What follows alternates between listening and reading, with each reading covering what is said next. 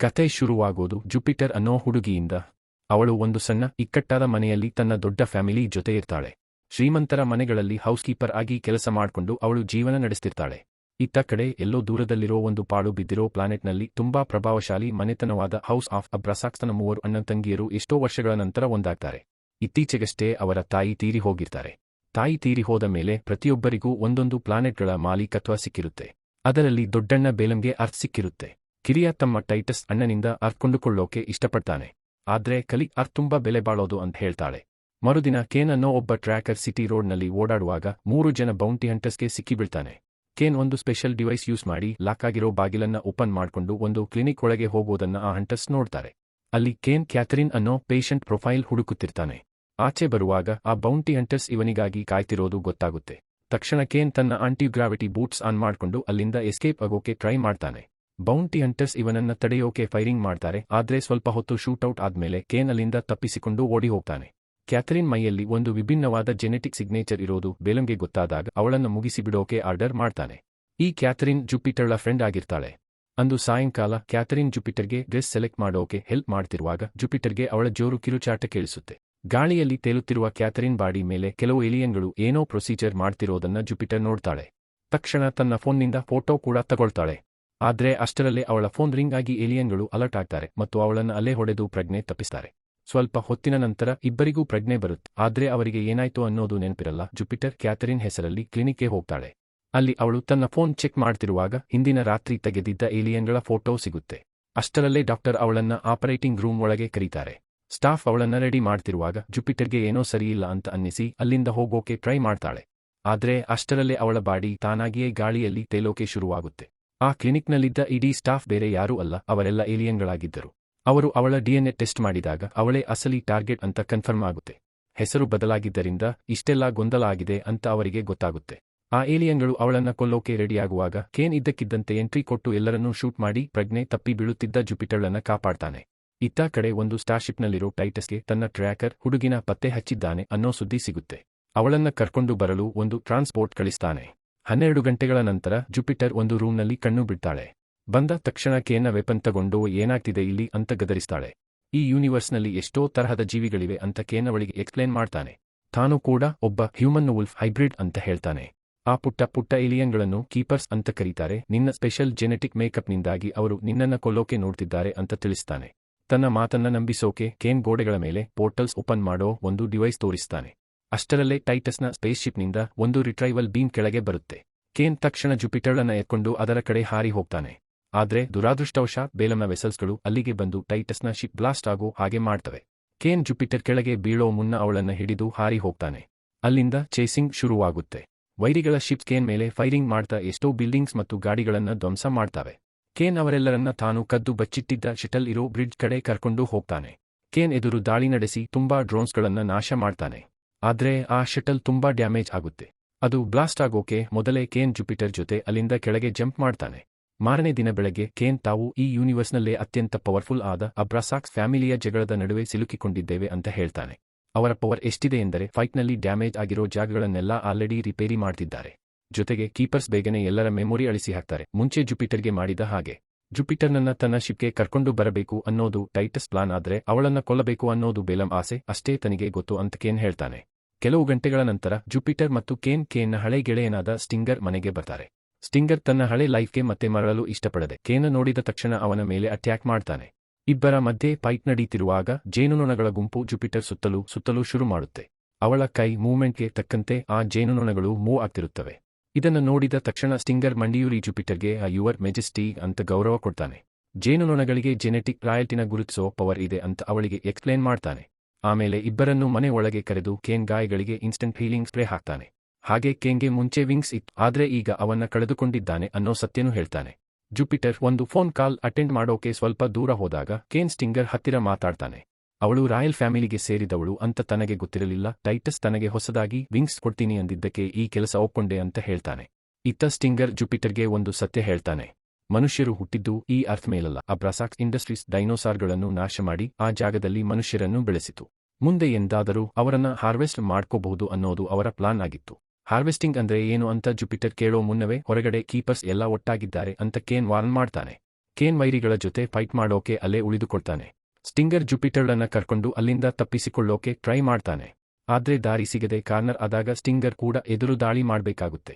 ಒಬ್ಬ ಹಂಟರ್ ಅವರನ್ನ ಕಾರ್ನರ್ ಮಾಡಿ ಒಂದು ದೊಡ್ಡ ಶಾಕ್ವೇವ್ನಿಂದ ಸ್ಟಿಂಗರ್ನ ಹಿಂದೆ ತಳ್ತಾನೆ. ಆದ್ರೆ ಅವನು ಜುಪಿಟರ್ನ ಹಿಡಿಯೋಕೆ ಹೋದಾಗ ಅಲ್ಲಿದ್ದ ಜೇನುನೊಣಗಳು ಅವಳನ್ನ ಕಾಪಾಡೋಕೆ ಹಂಟರ್ ಮೇಲೆ ಮುಗಿಬೀಳ್ತವೆ. ಜುಪಿಟರ್ ಹತ್ತಿರದಲ್ಲೇ ಇರೋ ಜೋಳದ ಗದ್ದೆ ಕಡೆ ಓಡ್ತಾಳೆ. ಆದ್ರೆ ಹಂಟರ್ ಅವಳನ್ನ ಹಿಡಿದು ಪ್ರಜ್ಞೆ ತಪ್ಪಿಸ್ತಾನೆ. ಕೀಪರ್ಸ್ ಅವಳ ಕತೆ ಮುಗಿಸೋಕೆ ಹತ್ತಿರ ಬರುವಾಗ ಉಳಿದ ಹಂಟರ್ಸ್ ಇದ್ದಕ್ಕಿದ್ದಂತೆ ಬಂದು ಕೀಪರ್ಸ್ನ ಸಾಯಿಸ್ತಾರೆ. ಆಮೇಲೆ ಜುಪಿಟರ್ನ ತಮ್ಮ ಶಿಪ್ ಒಳಗೆ ತಗೊಂಡು ಹೋಗ್ತಾರೆ. ಕೇನ್ ತನ್ನ ಎದುರಾಳಿಗಳನ್ನೆಲ್ಲ ಮುಗಿಸಿ ಬೇಗನೆ ಮನೆಯಿಂದ ಆಚೆ ಬರ್ತಾನೆ. ಯಾರ ಕಣ್ಣಿಗೂ ಬೀಳದೆ ಹೊರಡುತ್ತಿದ್ದ ಶಿಪ್ನ ಗಟ್ಟಿಯಾಗಿ ಹಿಡ್ಕೊಳ್ತಾನೆ. ಕೆಲವು ಗಂಟೆಗಳ ನಂತರ ಆ ಹಂಟರ್ಸ್ ಶಿಪ್ ಒಂದು ಸಿಟಿಗೆ ಬಂದು ತಲುಪುತ್ತೆ. ಕೇನ್ ಯಾರಿಗೂ ತಿಳಿಯದ ಹಾಗೆ ಕೆಳಗೆ ಜಾರ್ಕೊಳ್ತಾನೆ. Hunters ಜುಪಿಟರ್ನ colleague ಏಜೆಂಟ್ಸ್ಗೆ ಮಾರಿಬಿಡ್ತಾರೆ. ಯಾಕಂದ್ರೆ ಅವರು ಬೇಲಂಗಿಂತ ಹೆಚ್ಚು ದುಡ್ಡು ಕೊಡೋಕೆ ರೆಡಿಯಾಗಿರ್ತಾರೆ. ಜುಪಿಟರ್ಗೆ ಕಣ್ಣು ಬಿಟ್ಟಾಗ ಅವಳು ಒಂದು ಅಪರಿಚಿತ ರೂಮ್ನಲ್ಲಿರ್ತಾಳೆ. ಮೈ ಮೇಲೆ ಒಂದು ಸುಂದರವಾದ ಗೌನ್ ಇರುತ್ತೆ. ಕಲೀಗ್ ಅವಳನ್ನ ನೋಡೋಕೆ ಬರ್ತಾಳೆ. ಜುಪಿಟರ್ ಮುಖ ತನ್ನ ತೀರಿ ಹೋದ ತಾಯಿಯ ತದ್ರೂಪ ಇರೋದನ್ನ ನೋಡಿ ಶಾಕ್ ಆಗ್ತಾಳೆ. ಇದನ್ನ ಪ್ರೂವ್ ಮಾಡೋಕೆ ಕಲೀಗ್ ಅವಳನ್ನ ಒಂದು ಸ್ಟ್ಯಾಚ್ಯೂ ಹತ್ತಿರ ಕರ್ಕೊಂಡು ಹೋಗ್ತಾಳೆ. 90,000 ವರ್ಷಗಳ ವಯಸ್ಸಿನಲ್ಲಿ ಕೊಲೆಯಾದ ತನ್ನ ತಾಯಿಯ ಜೆನೆಟಿಕ್ ರೀಇನ್ಕಾರ್ನೇಷನ್ ಈ ಜುಪಿಟರ್ ಅಂತ ಕಲೀಗ್ ಹೇಳ್ತಾಳೆ. ಇತ್ತ ಕೇನ್ ಜುಪಿಟರ್ಳನ್ನ ಹುಡುಕುತ್ತಾ ಆ ಮ್ಯಾನ್ಷನ್ ಒಳಗೆ ನುಗ್ಗುತ್ತಾನೆ. ಆದ್ರೆ ಸೆಕ್ಯೂರಿಟಿಯವರು ಅವನನ್ನ ನೋಡಿಬಿಡ್ತಾರೆ. ಅವರ ಜೊತೆ ಫೈಟ್ ಮಾಡ್ತಾ ಕೇನ್ ಮುಂದೆ ಹೋಗ್ತಾನೆ. ಅದೇ ಸಮಯದಲ್ಲಿ ಕಲೀಗ್ ಜುಪಿಟರ್ಗೆ ಒಂದು ಸ್ಪೆಷಲ್ ಪೂಲ್ ತೋರಿಸ್ತಾಳೆ. ಅದರಲ್ಲಿರೋ ಲಿಕ್ವಿಡ್ನಿಂದಾಗಿ ತನಗೆ 14,000 ವರ್ಷಗಳಿಗಿಂತ ಹೆಚ್ಚು ವಯಸ್ಸಾಗಿದ್ರೂ ಇನ್ನೂ ಯಂಗಾಗಿ ಕಾಣಿಸ್ತಿದ್ದೀನಿ ಅಂತ ಹೇಳ್ತಾಳೆ. ಮನುಷ್ಯರ ಜೀವಗಳನ್ನ ಹಾರ್ವೆಸ್ಟ್ ಮಾಡಿ ಈ ಅಣ್ಣ ತಮ್ಮಂದಿರು ತಯಾರಿಸೋ ಯೂತ್ ಸೀರಮ್ ಇದಾಗಿರುತ್ತೆ. ಜುಪಿಟರ್ ತಾಯಿಯೇ ಮುಂಚೆ ಈ ಅರ್ಥ್ಗೆ ಒಡತಿಯಾಗಿದ್ದಳು. ಹಾಗಾಗಿ ಈಗ ಅವಳ ಪುನರ್ಜನ್ಮವಾಗಿರೋ ಜುಪಿಟರ್ ಆ ಅರ್ಥ್ನ ತನ್ನದಾಗಿಸಿಕೊಳ್ಳಬಹುದು ಅಂತ ಕಲೀಗ್ ವಿವರಿಸ್ತಾಳೆ. ಕೇನ್ ಅಲ್ಲಿಗೆ ಬಂದು ಜುಪಿಟರ್ನ ಕಾಪಾಡೋಕೆ ನೋಡ್ತಾನೆ. ಆದ್ರೆ ಅವಳು ಕಲೀಗ್ನ ನಂಬಿ ಅಲ್ಲೇ ಸ್ವಲ್ಪ ಹೊತ್ತು ಇರೋಕೆ ಡಿಸೈಡ್ ಮಾಡ್ತಾಳೆ. ಇತ್ತ ಕಡೆ ಕೋಪಗೊಂಡ ಬೇಲಂ ಜುಪಿಟರ್ನ ಹಿಡಿಯೋಕೆ ಫೇಲ್ ಆದ ಕಮಾಂಡರ್ನ ಕೊಂದು ಹಾಕ್ತಾನೆ. ಅವಳನ್ನ ಹುಡುಕಿಕೊಂಡು ಬರಲು ಗ್ರೀಗನ್ ಅನ್ನೋ ಒಬ್ಬ ಭೀಕರ ಸೋಲ್ಜರ್ನ ಕಳಿಸ್ತಾನೆ. ಸ್ವಲ್ಪ ಸಮಯದ ನಂತರ ಸ್ಟಿಂಗರ್ ಅಲ್ಲಿಗೆ ಕ್ಯಾಪ್ಟನ್ ಟರ್ನರ್ ಜೊತೆ ಬರ್ತಾನೆ. ಇವನು ಯೂನಿವರ್ಸಲ್ ಪೊಲೀಸ್ ಏಜೆನ್ಸಿ ಆದ ಏಜಿಸ್ಟ್ನಲ್ಲಿ ಕೆಲಸ ಮಾಡ್ತಿರ್ತಾನೆ. ಅವರೆಲ್ಲ ಸೇರಿ ಜುಪಿಟರ್ನ ಓರಸ್ನಲ್ಲಿರೋ ಕಾಮನ್ವೆಲ್ತ್ ಮಿನಿಸ್ಟ್ರಿಗೆ ಸೇಫ್ ಆಗಿ ಕರ್ಕೊಂಡು ಹೋಗ್ತೀವಿ ಅಂತ ಪ್ರಾಮಿಸ್ ಮಾಡ್ತಾರೆ. ಜುಪಿಟರ್ ಕಂಫರ್ಟಬಲ್ ಬಟ್ಟೆಗಳನ್ನ ಧರಿಸಿದ ನಂತರ ಕೇನ್ ಅವಳನ್ನ ಭೇಟಿಯಾಗ್ತಾನೆ. ಇಬ್ಬರೂ ಪ್ರೀತಿಯಿಂದ ಸ್ವಲ್ಪ ಹೊತ್ತು ಮಾತಾಡ್ತಾರೆ. ಕೊನೆಗೂ ಆ ಶಿಪ್ ಮನುಕುಲದ ಮೂಲ ಸ್ಥಾನವಾದ ಓರಸ್ ತಲುಪುತ್ತೆ. ಅಲ್ಲಿ ಒಂದು ಆಂಡ್ರಾಯ್ಡ್ ಜುಪಿಟರ್ಳನ್ನ ಎಷ್ಟೋ ಆಫೀಸ್ಗಳಿಗೆ ಕರ್ಕೊಂಡು ಹೋಗಿ ಆಫೀಸ್ ಕೆಲಸಗಳನ್ನ ಮಾಡಿಸುತ್ತೆ. ಆದ್ರೆ ಅದು ತುಂಬಾ ಬೋರ್ ಹೊಡೆಸುತ್ತೆ. ಕೆಲಸ ಬೇಗ ಮುಗಿಯಲಿ ಅಂತ ಆ ಆಂಡ್ರಾಯ್ಡ್ ಅಲ್ಲಿರೋ ಕ್ಲರ್ಕ್ಗೆ ಲಂಚ ಕೊಡುತ್ತೆ. ಕೊನೆಗೂ ಜುಪಿಟರ್ ಕೈ ಮೇಲೆ ಒಂದು ಸೀಲ್ ಬೀಳುತ್ತೆ. ಅದು ಅವಳು ಕಾನೂನುಬದ್ಧವಾಗಿ ರಾಯಲ್ ಫ್ಯಾಮಿಲಿಗೆ ಸೇರಿದವಳು ಅಂತ ಪ್ರೂವ್ ಮಾಡುತ್ತೆ. ಆದ್ರೆ ಸ್ಟಿಂಗರ್ ಬೌಂಟಿ ಹಂಟರ್ಸ್ ಜೊತೆ ಬಂದು ಕೇನ್ಗೆ ಮೋಸ ಮಾಡ್ತಾನೆ. ಅವನು ಆಲ್ರೆಡಿ ಟೈಟಸ್ ಜೊತೆ ಒಂದು ಸೀಕ್ರೆಟ್ ಡೀಲ್ ಮಾಡ್ಕೊಂಡಿರ್ತಾನೆ. ಆಮೇಲೆ ಜುಪಿಟರ್ನ ಬೇರೊಂದು ಸ್ಪೇಸ್ ಶಿಪ್ಗೆ ಕರ್ಕೊಂಡು ಹೋಗಿ ಟೈಟಸ್ನ ಭೇಟಿ ಮಾಡಿಸ್ತಾರೆ. ಟೈಟಸ್ ತನ್ನ ಜೊತೆ ಡಿನ್ನರ್ ಮಾಡಿದ್ರೆ ಅವಳನ್ನ ಮತ್ತೆ ಭೂಮಿಗೆ ಕಳಿಸಿಕೊಡೋದಾಗಿ ಪ್ರಾಮಿಸ್ ಮಾಡ್ತಾನೆ. ಇತ್ತ ಟೈಟಸ್ನ ಗಾರ್ಡ್ಸ್ ಕೇನನ್ನು ಲಾಕಪ್ನಲ್ಲಿ ಬಂಧಿಸಿದ್ದಾರೆ. ಡಿನ್ನರ್ ಮಾಡುವಾಗ ಜುಪಿಟರ್ ಕೇನ್ ಎಲ್ಲಿದ್ದಾನೆ ಅಂತ ಕೇಳ್ತಾಳೆ. ಅದಕ್ಕೆ ಟೈಟಸ್ ಅವನನ್ನ ಅವನ ಸ್ವಂತ ಲೋಕಕ್ಕೆ ವಾಪಸ್ ಕಳಿಸಿಕೊಟ್ಟಿದ್ದೀನಿ ಅಂತ ಸುಳ್ಳು ಹೇಳ್ತಾನೆ. ತನ್ನ ಬಳಿ ಇರೋ ದೊಡ್ಡ ಪ್ರಮಾಣದ ಯೂತ್ ಸೀರಮ್ ಸಂಗ್ರಹವನ್ನ ಅವಳಿಗೆ ತೋರಿಸ್ತಾನೆ. ಆದ್ರೆ ಅದನ್ನ ತಾನೆಲ್ಲೂ ರೆಡಿ ಮಾಡಿಲ್ಲ ಅನ್ನೋದನ್ನ ಒಪ್ಕೊಳ್ತಾನೆ. ಈ ಕರಾಳ ಬಿಸಿನೆಸ್ ನಿಲ್ಲಿಸೋಕೆ ಹೋದದ್ದಕ್ಕೆ ತನ್ನ ತಾಯಿಯನ್ನ ಕೊಲೆ ಮಾಡಲಾಯ್ತು ಅಂತ ಟೈಟಸ್ ಹೇಳ್ತಾನೆ. ತಾಯಿಯ ಆಸೆಯನ್ನ ಈಡೇರಿಸೋದು ತನ್ನ ಗುರಿ ಅಂತಲೂ ನಂಬಿಸ್ತಾನೆ. ಜುಪಿಟರ್ ಅವನ ಮಾತನ್ನ ನಂಬ್ತಾಳೆ. ಆದ್ರೆ ತನ್ನ ಅಣ್ಣಂತಂಗಿಯರ ವಿರುದ್ಧ ಹೋರಾಡಲು ಮದುವೆಯಾಗೋಣ ಅಂತ ಟೈಟಸ್ ಪ್ರಪೋಸ್ ಮಾಡಿದಾಗ ಅವಳು ಸ್ವಲ್ಪ ಯೋಚನೆ ಮಾಡ್ತಾಳೆ. ಇತ್ತ ಸ್ಟಿಂಗರ್ ಟೈಟಸ್ನ ಗಾರ್ಡ್ಸ್ಗೆ ಕಾಲ್ ಮಾಡಿ ಡೀಲ್ ಕಂಪ್ಲೀಟ್ ಮಾಡೋಕೆ ಹೇಳ್ತಾನೆ. ಆದ್ರೆ ಆ ಕಾಲ್ ಮುಗಿದ ಮೇಲೆ ಒಂದು ಸತ್ಯ ರಿವೀಲ್ ಆಗುತ್ತೆ. ಸ್ಟಿಂಗರ್ನ ಆಲ್ರೆಡಿ ಕ್ಯಾಪ್ಟನ್ ಟರ್ನರ್ ಅರೆಸ್ಟ್ ಮಾಡಿರ್ತಾನೆ. ಶಿಪ್ ಎಲ್ಲಿದೆ ಅಂತ ಟ್ರ್ಯಾಕ್ ಮಾಡೋಕೆ ಸ್ಟಿಂಗರ್ ಕೈಯಿಂದ ಫೋರ್ಸ್ ಮಾಡಿ ಕಾಲ್ ಮಾಡಿಸಿರ್ತಾರೆ. ಕೇನ್ನ ಟೈಟಸ್ ಮುಂದೆ ತಂದು ನಿಲ್ಲಿಸಿದಾಗ ಕೇನ್ ಅವನ ಸುಳ್ಳುಗಳನ್ನ ಪ್ರಶ್ನಿಸ್ತಾನೆ.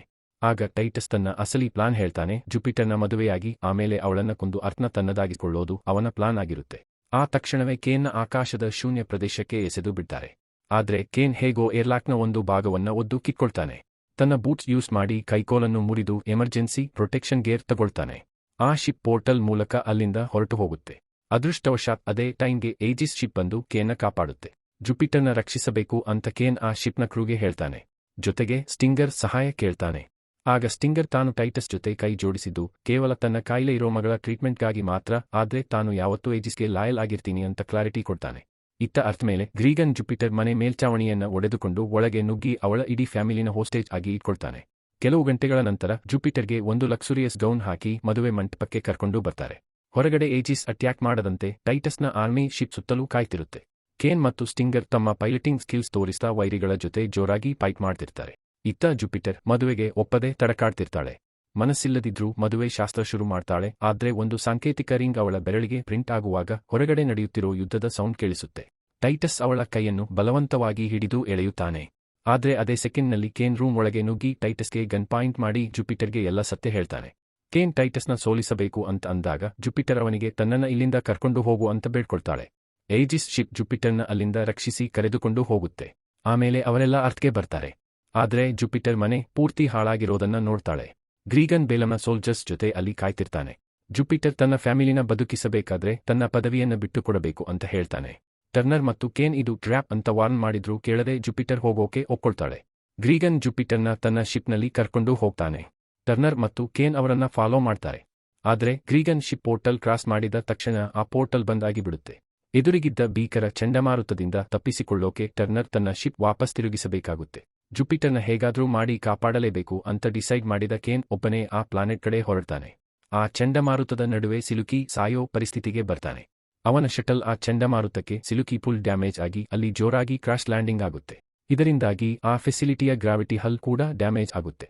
ಬೇಲಮ್ನ ಸ್ಟ್ರಾಂಗ್ ಹೋಲ್ಡ್ ಒಳಗೆ ಹೋದ ಜುಪಿಟರ್ ಅವನನ್ನ ಭೇಟಿಯಾಗ್ತಾಳೆ.